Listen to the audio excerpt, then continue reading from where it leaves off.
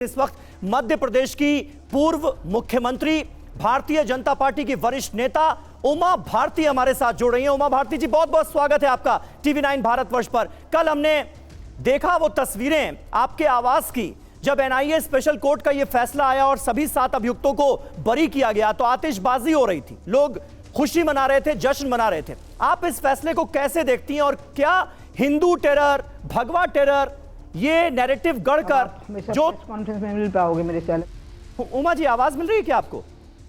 हाँ बिल्कुल सुनाई दे रही। बहुत बहुत स्वागत है उमा भारती जी टीवी 9 भारतवर्ष पर आपका। और मैं आपसे जानना चाहूंगा, कल हमने तस्वीरें देखी और जैसे ही एनआईए स्पेशल कोर्ट का फैसला आया, आपके आवास की तस्वीरें हम देख रहे थे, आतिशबाजी हो रही थी, लोग नारे लगा रहे थे, भगवा की विजय इसे घोषित किया जा रहा था। आप कैसे देखती हैं और क्या इस केस के जरिए ये जो भगवा टेरर, हिंदू टेरर, ये थ्योरी गढ़ने की कोशिश की गई थी, उसको अदालत के आदेश ने पूरी तरह से ध्वस्त कर दिया है, आप ये मानेंगे?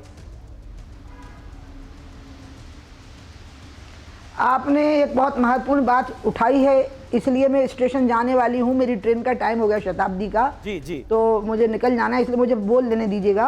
आपने बहुत महत्वपूर्ण बात उठाई। आज मैंने एक अखबार में भी वो खबर पढ़ी कि किसी पुलिस अधिकारी को मजबूर किया जा रहा था कि वो हमारे वरिष्ठ राष्ट्रवादी संगठनों के वरिष्ठ पदाधिकारियों का नाम लें। और मैं ये पहले से ही कह रही थी, शुरू से ही ये सबको पता था कि साध्वी जी को तो इसलिए पकड़ा गया और इसलिए अन्य 7-6 लोग पकड़े गए और भी लोग पकड़े गए ताकि ये ब्लास्ट तो सुनियोजित लगता है मुझे, लेकिन चूंकि मामला कोर्ट में है तो मैं कुछ बोलूंगी नहीं। और करा करके इनके नाम उसमें लाए गए और इनके द्वारा राष्ट्रवादी संगठनों के जो वरिष्ठ पदाधिकारी हैं और भारतीय जनता पार्टी के भी जो वरिष्ठ नेता हैं उनके नाम वो ले दें और उनके नाम लेने के बाद में उन सबको गिरफ्तार करके और फिर हमारे राष्ट्रवादी संगठनों को आतंकवादी संगठन घोषित कर दिया जाए और ऐसा करके इस देश के बहुसंख्यक समाज को ही आतंकवादियों का बहुसंख्यक समाज घोषित कर दिया जाए, उससे अल्पसंख्यक समाज के अंदर डर पैदा किया जाए और फिर अल्पसंख्यक समाज का वोट हमेशा अपने हिस्से में कर लिया जाए। और ये एक ऐसी चाल थी जिसमें वो हमें बदनाम नहीं कर रहे थे, वो हिंदुस्तान को बदनाम कर रहे थे पूरी दुनिया में, क्योंकि हिंदू यहाँ का बहुसंख्यक है और अगर किसी राष्ट्र का बहुसंख्यक समाज आतंकवाद से जुड़ गया है यानी वो देश ही आतंकवादी हो गया। भारत जैसे देश को वो कलंकित कर रहे थे, अपने पुरखों को कलंकित कर रहे थे। जिन शब्दों का वो प्रयोग कर रहे थे दिग्विजय सिंह जी और चिदम्बरम जी, वो भूल गए थे कि उनके पुरखे भी भगवा रंग की पगड़ी पहनते थे, पाग पहनते थे, उस पर कालिख पोत रहे थे। इसलिए तो बहुत बड़ा षड्यंत्र था। हमें मैं एक बात आपको बता दूं, किसी भी षड्यंत्र को पार करके हमारे राष्ट्रवादी संगठन पार हुए हैं। नाथूराम गोडसे के समय पे भी आरोप लगा, प्रतिबंध लगा, वो और शक्ति से उठे। राम जन्मभूमि आंदोलन के समय पर भी प्रतिबंध लगा, वो और शक्ति से उठे। इमरजेंसी के समय पर भी प्रतिबंध लगा, वो और शक्ति से उठे। जब जब धरती पर अत्याचार बढ़ता है तो भगवान या तो खम्भे को फाड़ के प्रकट हो जाते हैं या फिर नर से नारायण के रूप में प्रकट हो जाते हैं। और इसलिए जो कुछ हुआ है उसके पीछे जो षड्यंत्र था उसका पर्दाफाश हो गया। और आज तो हमारे देश का जो प्रधानमंत्री है वो स्वयं एक संघ के प्रचारक रहे हैं, संघ के स्वयंसेवक हैं और जिस तरह से वो सबको अपने साथ लेके चले हैं अपनी सारी योजनाओं में, हिंदू हो चाहे मुसलमान, जिस तरह से अरब देशों में इनको हीरो माना गया, इससे साबित हो गया कि हम ही सर्वसमावेशी संगठन हैं, हम पर आतंक का आरोप नहीं लगाया जा सकता। लेकिन दिग्विजय सिंह इस ऑर्डर के बाद, इस फैसले के बाद ये कह रहे हैं कि बिल्कुल सही तो कहा है कोर्ट ने, आतंकवाद का कोई धर्म नहीं होता, आतंकवाद ना हिंदू होता है ना मुसलमान होता है, ना कोई इस्लामिक आतंकवाद होता है ना हिंदू आतंकवाद होता है, क्योंकि हर धर्म प्रेम और सद्भाव के रास्ते पर ले जाना सिखाता है। ये तो वो अब कह रहे हैं, लेकिन उस समय पे तो उन्होंने इन शब्दों का प्रयोग किया है ना, आरोपित किया है, बहुत गलत शब्द बोले हैं। और मुझे तो यही आश्चर्य होता है कि इतने जल्दी वो उनको लगता है कि पूरा मीडिया जगत कोमा में चला गया है, जो उनको ये नहीं पता है कि दादा भाई, मैं उनको दादा भाई कहती हूँ ना, बहुत बड़े भाई हैं मेरे वो, कि दादा भाई पहले क्या बोलते थे। तो अब क्या मीडिया जगत कोमा में चला गया जो उनको पता नहीं कि दादा भाई ने क्या बोला है। उनके बोलने का कोई महत्व नहीं है।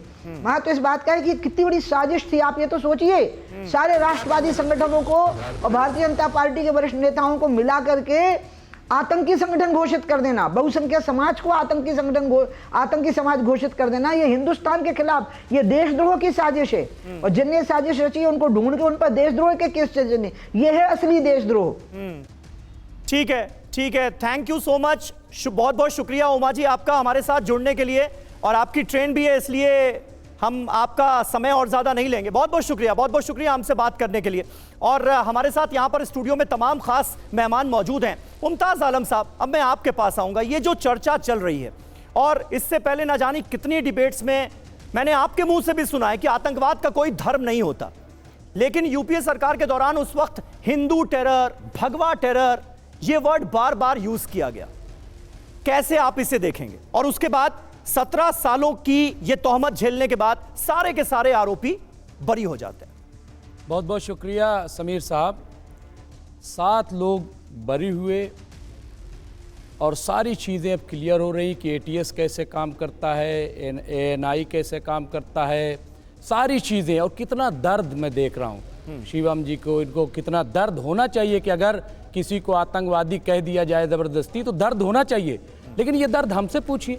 आप 7 पे इतना ज़्यादा परेशान हो गए, हमारे तो चुने हुए मेंबर पार्लियामेंट को पार्लियामेंट के अंदर आतंकवादी कह दिया जाता है। हमारा दर्द पूछिए, हमें कैसे अंदर कर दिया जाता है। जब आप 7 की बात कर रहे हैं तो 21 जुलाई को 12 लोग और बरी हुए हैं, उन्हें भी क्लीन चिट मिली है, उनका भी जिक्र होना चाहिए।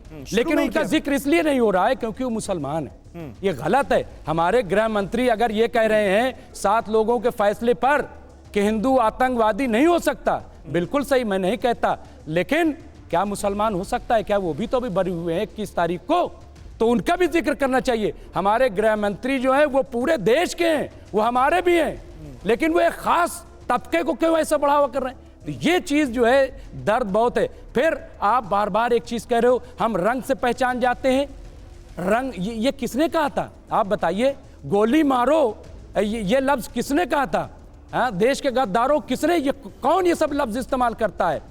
और आज आ जाइए, आप बार बार कह रहे हो कि एक तंजीम को 1948 में क्या आरएसएस पे बैन नहीं लगा, 1976 में क्या आरएसएस पे बैन नहीं लगा, 1993 में क्या आरएसएस पे बैन नहीं लगा? क्या ये इतिहास नहीं है? क्या ये सच्चाई नहीं है? तो इसलिए ठीक है, लेकिन मैं आपके पहले सवाल पर आऊंगा। एक मिनट, थोड़ा मामले को खींचे नहीं। जो मुद्दा आपने उठाया मैं उसी पर शिवम का जवाब ले लेते हैं। शिवम, जब ये कहा जा सकता है इस फैसले से पहले कि भाई हिंदू आतंकी नहीं हो सकता, तो ये मुमताज साहब के दर्द का भी तो जवाब आपको देना चाहिए ना। मतलब किसी भी धर्म से, किसी भी रिलीजन से आतंकवाद को जोड़ देना, हाँ उस धर्म का मानने वाला आतंकवादी हो सकता है, लेकिन किसी धर्म को जोड़ देना, क्या ये गलत नहीं है? रावण ने रावण ने भगवाई तो पहना था, चोला तो पहन ओढ़ा जा सकता है, इसमें कौन? समझ गया मैं। मुमताज भाई, शिवम नाम इतना पसंद है तो दे दूंगा और डिबेट के बाद। अभी तो नहीं, लेकिन शिवम भाई से पहले बोलने में अच्छा लगता है, क्योंकि आप लड़ना नहीं है, मैं लड़ नहीं रहा था ना सरकार। ये देखिए फिर से, अरे आप सरकार, मैं एक चीज कहना चाहता हूं, मुझे इसमें जवाब दे रहे हो। इसका सरकार हो तो इसका मतलब क्या बोलने नहीं दोगे? अरे इसीलिए सवाल करूंगा, कमाल कर बोलिए, आप ही तो बोल रहे हो शुरू से। बोलिए शिवम, बोलिए। Thank you. मैं एक चीज कहना चाहता हूं, मुझे इसमें कुछ ज्यादा मेहनत करने की आवश्यकता नहीं। मैं मानता हूं, मैं ऐसा निजी तौर पर मानता हूं कि ठीक है आतंकवाद का कोई धर्म नहीं होता, लेकिन साथ ही साथ आपसे यह भी कहना चाहता हूं कि जितने 100 ब्लास्ट अगर हुए आतंकवादी हमले, वो करने वाले कौन है उनका नाम गूगल कर लेना, जवाब आपको अपना। भारी एक बाबरी मस्जिद की शहादत, मैंने कहा ना, मैंने कहा भाई, मैंने किसी का नाम लिया, एक बाबरी मैंने किसी का नाम लिया, मैंने किसी का नाम लिया, ये अपने आप चिल्लाने लग गए। बताइए गजब बात। मस्जिद का, बाबरी मस्जिद, चोर की दाढ़ी में तिनका, लेकिन मैं नहीं मानता ऐसा। अब 10 सेकंड और दीजिए प्लीज, आप इनको रोक दीजिए। बीच में नहीं बोला मुमताज साहब, मैं तो सभी से ये गुजारिश करता हूं, सवाल पूछा जाए, सवाल पूछा जाए वही जवाब। नहीं जी, डिबेट बहुत अच्छी जा रही है, एक करके बात कर लेते हैं प्लीज। मुमताज साहब, कोई लाभ नहीं है इस बात, जवाब तो लीजिए ना। जवाब तो आपने सवाल पूछा, बहुत अच्छा पूछा, जवाब दीजिए। एक और चीज यहां पर नहीं हुई, हमारे कांग्रेस के प्रवक्ता आए, कहे कहो गॉड से मुर्दाबाद, कहो गॉड से मुर्दाबाद। 1996-97 में एक फिल्म आई थी जुदाई, उसमें जॉनी लीवर, उपासना सिंह दोनों बैठे होते हैं। जॉनी लीवर कहता है कुछ खाना खाओगी? कहते अब्बा जब्बा डब्बा। कहते पानी पियोगी? कहते अब्बा जब्बा डब्बा। कहते घूमने चले? कहते अब्बा जब्बा डब्बा। अरे पढ़ लिख लो कुछ, हर जगह बस मुर्दाबाद, जिंदाबाद, मुर्दाबाद। अरे बाहर जाके लगा लेना नारे भाई, इतना ही शौक है तो पॉइंट पर बात करो, पॉइंट पर बात करो। फिर कह रहा हूं कुछ जवाब नहीं है। मैं फिर से कह रहा हूं, मैं घुमा फिरा कर वापस नहीं लाऊंगा। अब ये देखिए हो गया ना शुरू, वही अब नहीं बोल पाए, यही हाल है इनका। फिर कह रहा हूं कि गोडसे मुर्दाबाद नहीं बोल पा रहे हो। गर्त में चली गई 135 साल पुरानी पार्टी को बर्बाद कर दिया इस प्रवक्ताओं की भीड़ ने। हमारे सवाल का जवाब तो बेहतर हो जाएगा। फिर से वही आ रहा हूं, कभी गोडसे के बारे में बुरा मान ही नहीं सकते। ठीक है। जवाब दो। आप भी कांग्रेस में हो क्या? मैंने तो कांग्रेस को कहा था ये अलग नाराज हो रहे जवाब हैं। देना शिवम मत शिवम शिवम देर पर नहीं आएंगे। 10 सेकंड और दे रहा हूँ। जवाब रह गया। मैं 5 आक्रमण तो कर दिया आपने, जवाब नहीं 5 दिया। में खत्म कर दूंगा, लेकिन आप उनको रोक कर लेंगे। एक मिनट, भाजपा के रुक जाइए। लोगों को कोई अरे ट्रेनिंग नाटक नौटंकी जवाब ये नहीं रहा है क्या? एक मिनट प्रवक्ताओं एक मिनट मुमताज साहब आपको जवाब चाहिए या नहीं चाहिए? मेरा बीच में अब्बा डब्बा तो बोल रहे हैं। ठीक है, उनको जवाब चलिए, दो। अब्बा डब्बा चप्पा से आगे बढ़ते हैं। हाँ, तो बताओ। शिवम, जवाब दीजिए। जवाब आदमी जी गोडसे 11 साल मुर्दाबाद तक नहीं बोल पा रहे हैं, ये अब्बा दंश क्यों डब्बा झेलती रही? जवाब दीजिए। ये देखिए, कोई दर्द नहीं है। मैं एक चीज कहना चाहता हूँ, हाँ इस बोलिए, देश जवाब में दीजिए, जवाब। किसी भी धर्म को आतंकवाद में पेंट करने की आवश्यकता नहीं है। मेरा बस एक ही बात का कहना है, मैं मानता हूं कि हर एक देश में अगर कहीं पर भी आतंकवादी हमला होता है, आतंकवादियों के खिलाफ कार्रवाई होनी चाहिए, धर्म के खिलाफ नहीं। लेकिन आपने जो मेरे धर्म को बदनाम करने की कोशिश करी, अगर आदरणीय प्रधानमंत्री जी, आदरणीय गृह मंत्री जी, आदरणीय मोहन भागवत जी और जितने भी लोगों का नाम इसमें लिया गया, आप बस एक बार सोच कर देखिए, अगर ये सारे लोग इस तरह के केसेस में फ्रेम होकर जेल में होते तो इस देश का क्या हाल होता? क्या करना चाह रही थी कांग्रेस इस देश में? हिंदुओं में 100 करोड़ के बच्चों को आतंकवादी कहा जाता इसी देश में। तब तो कोई नहीं बोला इस बात पर, तब तो सारे भाषण देते रहे, और आज यहां पर बैठ कर कह रहे हमने ये नहीं कहा, हमने वो नहीं कहा। अरे अजय उपाध्याय, आप भी हिंदू हैं, आपका बच्चा भी कहीं विदेश में जाता, कहते लोग कि आतंकवादी संगठन चलाते हैं ये लोग, आज हंस रहे हैं, हंसते रहिए। अरे वो 15 करोड़ ठीक है, ठीक है।